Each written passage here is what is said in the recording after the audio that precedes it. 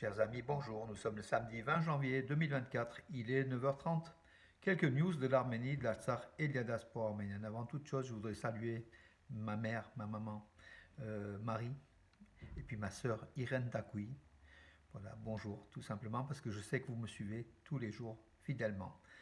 Et puis aux centaines de fidèles aussi qui me suivent tous les jours pour avoir des informations de l'Arménie et de la diaspora arménienne. Et je donne rendez-vous tout à l'heure vers à 10 heures donc à mes amis des anciens combattants français d'origine arménienne, Georges Eretsian, Rossofi Lozer, et puis tous les autres, voilà, pour l'Assemblée générale, la 42e Assemblée générale qui se déroulera à la Maison de la culture arménienne de Valence. Voilà, passons aux nouvelles.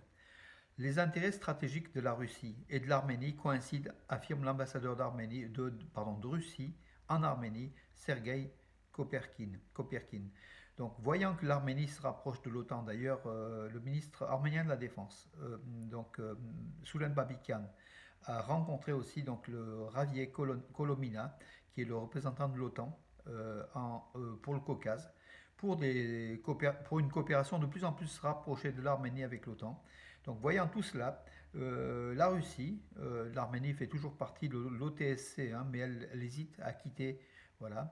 La Russie essaye de recoller les morceaux de l'Arménie avec l'Artsakh qui a été comment dirais-je, donné à l'Azerbaïdjan par la Russie, qui n'a pas protégé les Arméniens de l'Artsakh. La Russie Moscou essaye de se rapprocher de plus en plus. Chaque jour, il y a des déclarations par rapport à l'Arménie. Voilà, la Russie qui invite aussi l'Arménie et l'Azerbaïdjan à venir à Moscou pour parler de paix. La Russie qui affirme qu'elle a les clés de ces négociations, qu'elle a beaucoup d'éléments pour que ce traité de paix puisse être signé, alors que l'Occident, l'Europe, les États-Unis n'ont pas les moyens de cela. C'est ce que Moscou dit, hein, à chaque fois. Voilà. Voilà, Koperkin, donc, il affirme que donc, les intérêts stratégiques de l'Arménie et de la Russie se convergent. Voilà, tout simplement. La Russie ne veut pas perdre l'Arménie comme partenaire. Pourtant, elle a tout fait pour, justement, pour la perdre. Oui, un séisme hier soir donc, de magnitude 7 qui s'est produit donc, en Azerbaïdjan a été ressenti donc, avec une puissance de 3 à 4 dans le sud, dans la région de Sunik, dans le sud de l'Arménie, voilà, qui est proche. À Gubli, donc, un consulat d'Italie, donc à Gubli a été ouvert donc avec une manifestation culturelle qui s'est déroulée. Gumli qui est une capitale culturelle aussi, et l'Italie a des liens forts avec la ville de Gumli aussi. Voilà. Hier à Istanbul, donc devant l'ancienne rédaction d'Agos, donc le journal arménien de Hrant Dink. Le rédacteur Hrant Dink qui a été assassiné il y a 17 ans, juste en face de cette rédaction a eu lieu donc hier la commémoration de ce 17e triste anniversaire qui naît de Hrant Dink, dont tout n'a pas été révélé au niveau de son assassinat, hein, malgré l'arrestation de son assassin qui a été libéré après 17 ans, qui a été libéré cette année après 17 ans de prison. L'état profond turc est sans doute lié à cet assassinat du journaliste arménien devant la rédaction d'Agos. Donc hier, c'était des milliers à comment dire, demander justice pour Hrant Dink. Donc voilà, tout simplement. Et le monde arménien suit les droits de l'homme, le monde épris des droits de l'homme suivent ce dossier de Hrant Dink qui n'est toujours pas clos, puisque justice n'a pas été faite. Donc voilà.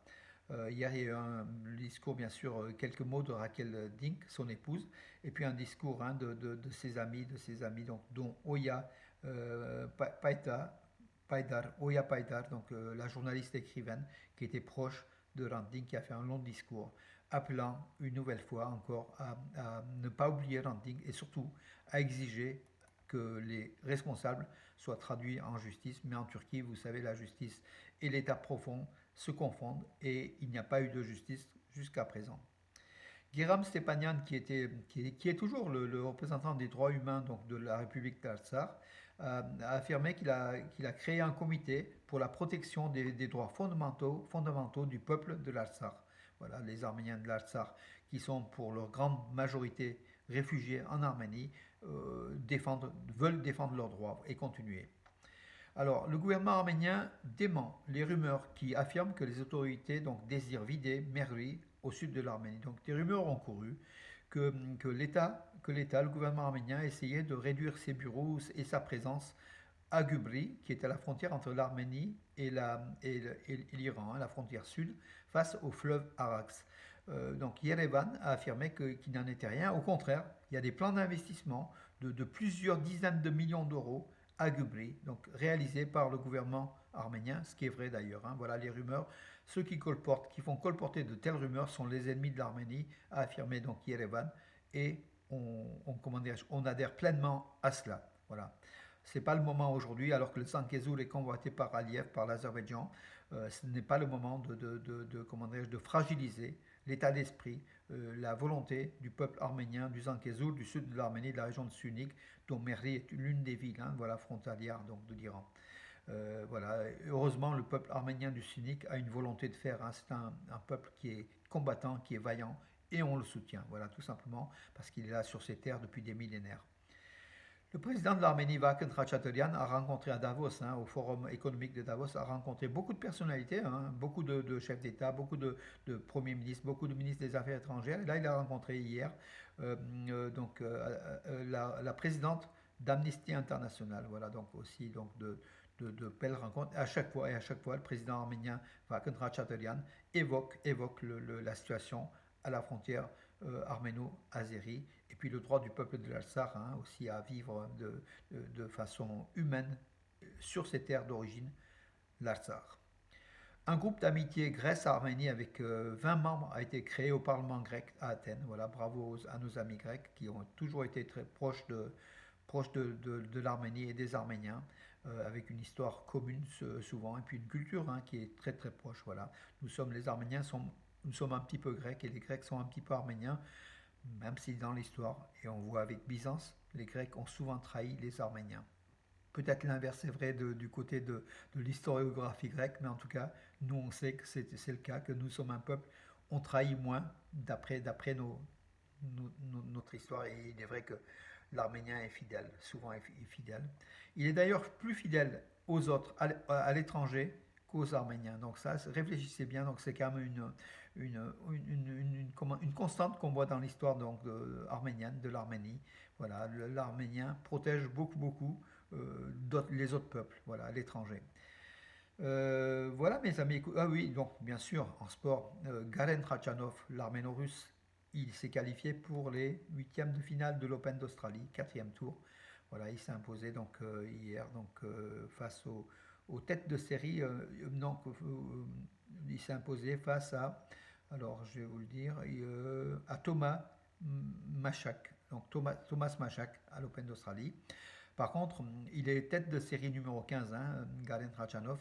Il affrontera l'Italien Yannick Sinner, Yannick Sinner, qui est tête de série numéro 4. Donc là, ce sera un match difficile, mais avec Garen Khachanov, qui était l'an dernier parvenu en demi-finale de l'Open d'Australie. Tout est possible. Voilà, donc nous sommes derrière lui. Et puis par contre, notre joueuse aussi arméno-russe, hein, donc, que beaucoup d'entre vous la suivent, hein, l'arméno-russe Elina Avanesian a été éliminée à cet Open d'Australie au troisième tour. Hein. Elle a passé déjà 2 tours, ce qui est pas mal. Elle est numéro 75 mondial en WTA, donc au tennis féminin professionnel. Elle a été éliminée par contre comment dirais-je, par la 37e joueuse mondiale, donc l'Ukrainienne Marta Kostyuk. Voilà mes amis pour aujourd'hui. Je vous donne rendez-vous à demain. Tout à l'heure peut-être je vous ferai une vidéo de la réunion des anciens combattants français d'origine arménienne à la Maison de la Culture arménienne de Valence. Voilà mes amis pour aujourd'hui. Je vous donne rendez-vous à demain et bonne journée.